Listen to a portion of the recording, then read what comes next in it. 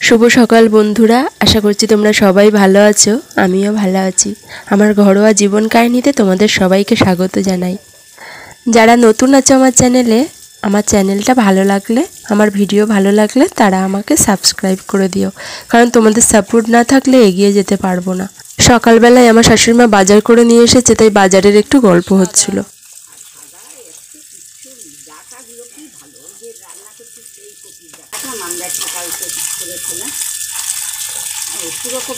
নরম একদম, আর বেশ একদম সাদা। আমি তো কালকে একটু বেশি সেদ্ধ করে ফেলেছি, বুঝতে পারছি। আমি যখন কপি খাইছি না কালকে, না না কিচ্ছু হবে না, তুমি যাও তো। রাত্রে আবার ডিউটিটা অনেকদিন বাঁধাকপি খাওয়া হয়নি না? বাঁধাকপির দাম এখন কেমন? একই। বাঁধাকপির দাম ফুলকপির দাম একই আছে? এটা তো ওজনে বিক্রি হবে, এটা তো ওজনে হবে না, এটা তো কি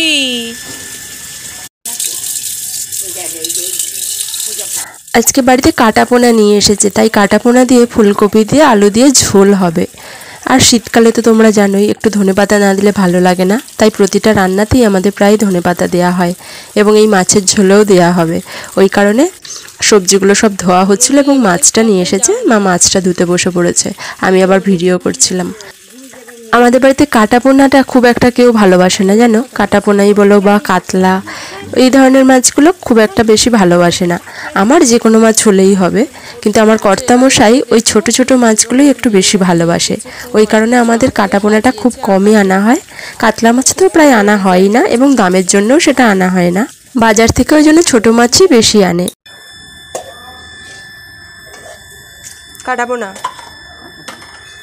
কাটাপোনা দিয়ে ফুলকপি দিয়ে। আর এখন সবজির যা দাম, আমার মনে হয় অল্প করে মাছ নিয়ে এসে ডেলি খাওয়া ভালো। আর আমরা বাঙালি মাত্রই তো মাছে ভাতে বাঙালি, তাই মাছ হলে আর কিছু লাগে না। এদিকে সবজি নিয়ে এসে বসে পড়েছে, সবজিগুলোর দরদাম দেখছিলাম। সব সবজির মধ্যে একটু করে দিয়ে এত দাম। এটা 100 টাকা, 100 টাকা।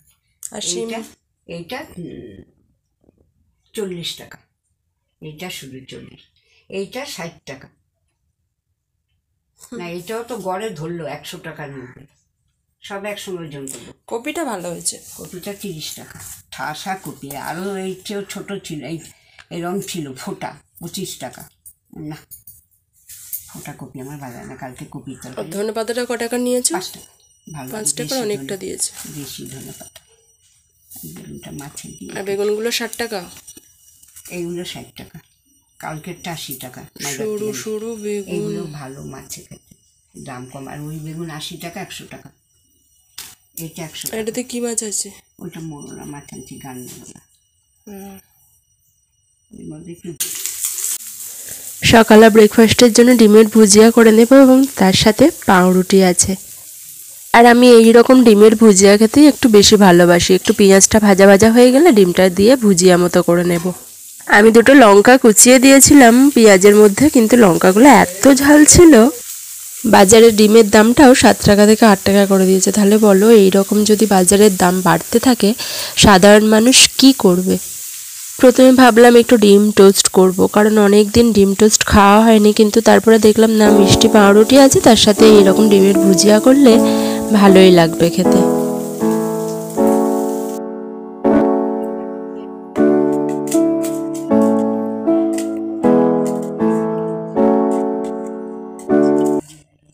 সকালবেলা গাড়ি থেকে নেওয়া পাউরুটি কিন্তু ভীষণ ফ্রেশ হয়, আর এইগুলো এতটাই নরম, খেতে ভারী ভাল লাগে।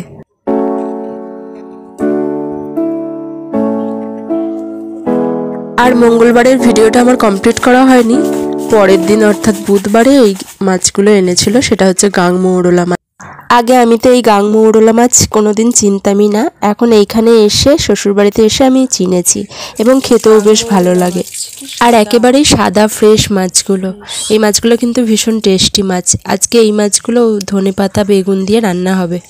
আজকের মতো ভিডিওটা আমি এতটুকুই রাখলাম। আবার চলে আসবো অন্য আরেকটা ভিডিও নিয়ে। আশা করছি তোমাদের ভালোই লাগবে আমার এই ঘরোয়া সিম্পল জীবন কাহিনী।